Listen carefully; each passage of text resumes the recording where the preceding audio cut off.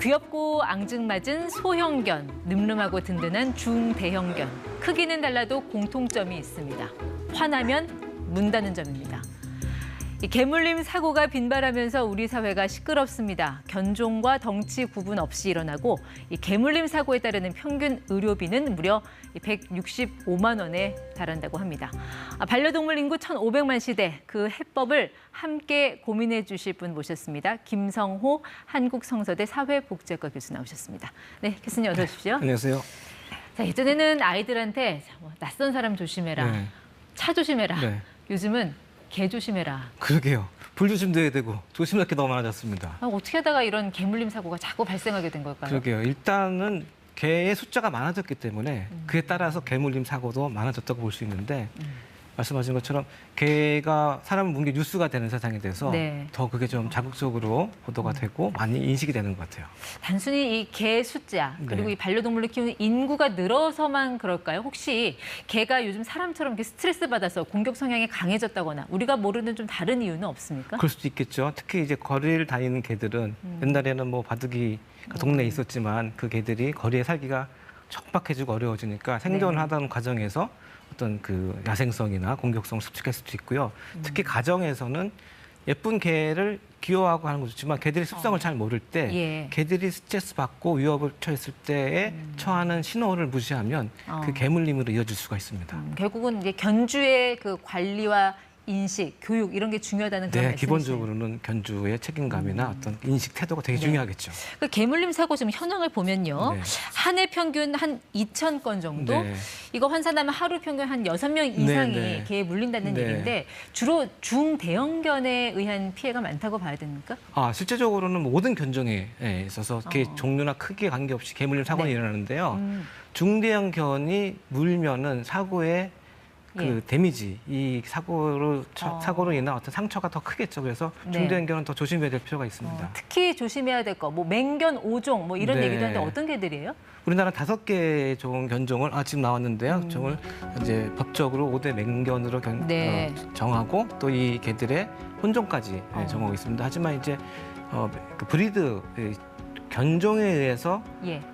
맹견을 구분하는 경우가 있고 개의 기질을 테스트해서 또 맹견을 구분하는 경우가 있는데 우리나라는 네. 이제 맹견 위주로 하고 있고 차후에 이런 그 기질 테스트를 통해서 네. 맹견을 좀 더 세밀하게 규정하는 그런 쪽으로 좀 바뀌는 추세입니다. 그러니까 꼭 견종에 따라서 뭐 개가 뭐 더 공격적이거나 문다 이렇게 볼 수는 없고 네. 덩치라든지 기질 이런 것까지 따져봐야 네. 된다는 건데 현행 우리 동물보호법상에는 맹견 5종에 대해서만 이 입마개를 네, 의무화하도록 네, 돼 네, 있잖아요. 오히려 뭐 이런 덩치, 크기에 따라서 입마개를 해야 이게 더 현실적인 거 그런 아닙니까? 논의가 전에 있었습니다. 그래서 뭐 크기, 그 키로 네. 하는 경한 중인데 현재는 지금 맹견을 5종으로 지정해서 하고 있고 맹견을 아주 엄격하게 관리를 하고 있는데 말씀하신 것처럼 맹견이 아닌 또 위험할 수 있는 개들에 대한 관리가 네. 지금 사실 사각지대에 있어서 거기에 대한 좀 대책이 필요하고요. 실제로 개물림 사고가 일어난 또 보도된 경우를 보면 이 5개의 맹견으로 지정되지 않은 개 사고가 더 많이 일어나고 있습니다.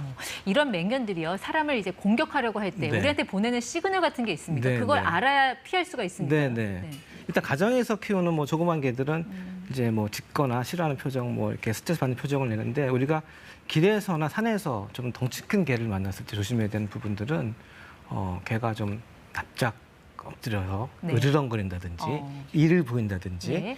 눈에 흰자가 보인다든지 그리고 개들이 좋으면 이제 꼬리를 흔드는데 꼬리를 흔드는 게 좀 흥분해서 좀 흔드는 네. 것 같다. 다르다 그럴 때는 조심해야 되는 사인입니다. 그러니까 그런 개들의 어떤 바디랭귀지를 이해하는 것도 중요하겠네요. 네, 지금 세계적으로도 개물림 사고를 예방하면서 교육도 많이 하는데 가장 먼저 얘기하는 것이 개들의 바디랭귀지를 이해하는 것이 중요하다라고 얘기를 하고 있습니다. 자, 그럼 이건 영상을 보면서 좀 여쭤보고 네. 싶은데요.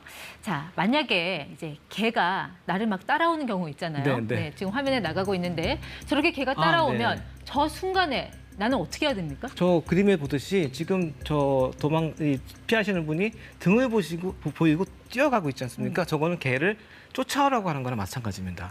그래서 개가 혹시 위협적이 느낄 때는 눈은 응시하지 않지만 앞을 보시고 좀 단호한 목소리로 저지를 하거나 예. 내 주변에 있는 물건을 던져서 뭐 옷을 벗어 던지거나 이렇게 시선을 좀 돌리는 방법으로 네. 그 위기를 모면하셔야 됩니다. 그 등을 보이지 말라는 거는 그럼 뭐 뒷걸음치라는 뒷걸음치거나 말씀이신가요? 그 자리에 네. 서서 지나가게끔 유도를 하는 것이죠.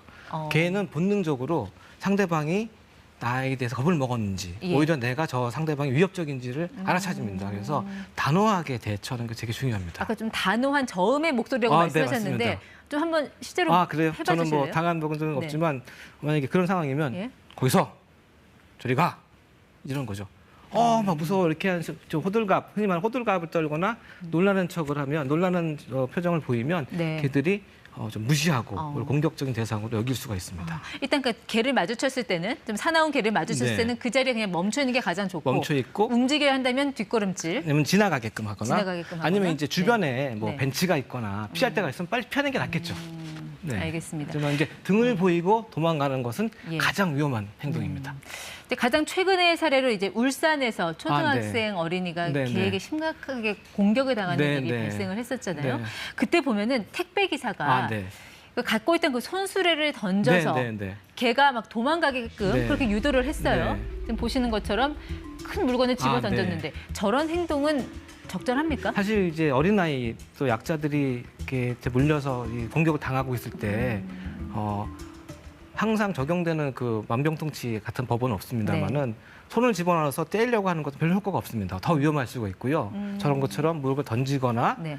주의를 좀 환기시키는, 어. 분산시키는 게 필요하고 정말 안 될 경우는 아이를 내가 포옹하고 안싸서 좀 또 막아주는 뭐 이런 것도 좀 필요하지만 또 이건 역시 또 내가 위험할 수 있기 예. 때문에 조심해야 되는 것이고 지금 보신 것처럼 주의를 분산시키거나 네. 또 저게는 덩치가 크지 않아서 그러는지 위협에 이제 놀려 도망을 갔잖아요. 네. 그런 식으로 쫓아내는 것도 괜찮습니다. 그리고 또 날아가는 거를 쫓아가서 확인하는 네, 습성이 있잖아요. 개들은 개들이. 그렇습니다. 네, 근데 네. 그거를 좀 활용을 하라는 네, 네, 말씀이신 네. 거잖아요. 아주 좀 다행인 상황이죠, 결과적으로. 네. 근데 저렇게 그 네. 개를 그 물건으로 위협을 하거나 아니면 네. 실제로 때려서 네. 개가 다쳤을 경우에 네. 이거 견주가 문제 제기하면 아. 제가 정당방위를 주장을 할 수는 있는 겁니까? 실질적으로 그런 것 때문에 민사소송도 있는 걸로 알고 있는데 이 사람과 관계 마찬가지지만 정당방위나 폭력이 있어서의 그 누구의 과실을 따지는 데는 따져봐야 될 게 많잖아요. 네. 그래서 그 사고가 일어나는 정황 그리고 막아낼 수 있을 어떤 그런 방법들을 좀 봐야 될 것 같습니다. 아직 구체적인 뭐 네. 그 규정이나 이런 건 없는 것 같아요. 방금 그 초등학생 어린이를 네. 공격한 그 개는 이제 네. 안락사가 추진되고 있다고 네. 들었습니다. 네. 근데 사실 이 문제는 좀 예민하죠. 네, 이게 네, 반려견을 네. 키우는 사람과 네, 네. 키우지 않는 사람은 마치 화성인과 금성인처럼 그러게요. 셈이 간극이 워낙 네, 커서요. 네, 이 네. 사안을 바라보는 시각이요. 네. 어떤 게 맞는 저 걸까요? 사건을 보고도 네. 최근에 뭐 개물림 사고가 자꾸 이제 일어나니까 많은 분들이 안타까운 마음에 사람을 묻는 개는 또 물 수 있으니까 안락사 시켜야 된다라고 이렇게 이런 여론이 형성되는 것 같은데 결론부터 말씀드리면 사고를 일으킨 개를 안락사 시키는 것은 개물림 사고를 예방하는데 크게 도움이 되지 않습니다. 네. 뭐 아시겠지만 사람의 경우에 어떤 범죄에 대한 처벌은 처벌로 의한 경각심을 불러일으키고 네. 조심하게 하는 효과는 있지만 개들이 뭐 그런 거 알 턱이 없잖아요. 그러면 저 개를 안락사 시킨다고 하면 네. 그 개가 누군가를 또 무는 것을 사전에 차단 그 네. 효과밖에 없는 거죠. 어쨌든 안타까운 거는 꼭 우리나라에서는 이렇게 아이들이 다치고 나서 뭔가 법이 네. 만들어지잖아요. 네. 자, 이거를 이제 미연에 방지하기 네. 위해서 지금이라도 좀 견주들이 네. 가장 그 집안에서 해야 될 네. 중요한 수칙, 행동 수칙, 네, 교육 네. 요령 어떤 걸 좀 일단은 조언해 주실 수 있을까요? 개들의 그 태도 습성을 잘 이해하는 게 중요하고요. 우리 개는 안 물어라는 이제 그런 편견을 없으셔야 됩니다. 언제든지 물 수 있다는 거. 그래서 네. 나뿐만 아니라 주변 사람들에게 조심을 지켜야 되고 특히 이제 개들이 스트레스를 받는 상황에 처하지 않게끔 해야 되고 네. 싫어하는 게 뭔지 아실 테니까. 그래서 그 전에 또 중요한 것이 개들이 어렸을 때 사회 과정이 중요합니다. 예. 그것을 꼭 시켜주는 게 중요합니다. 동물과 사람이 공존하려면 그 안전한 거리 두기는 언제나 옳다는 거 그럼요. 기억하겠습니다. 예, 지금까지 ETY 김성호 교수와 함께했습니다. 네, 오늘 나와주셔서 고맙습니다.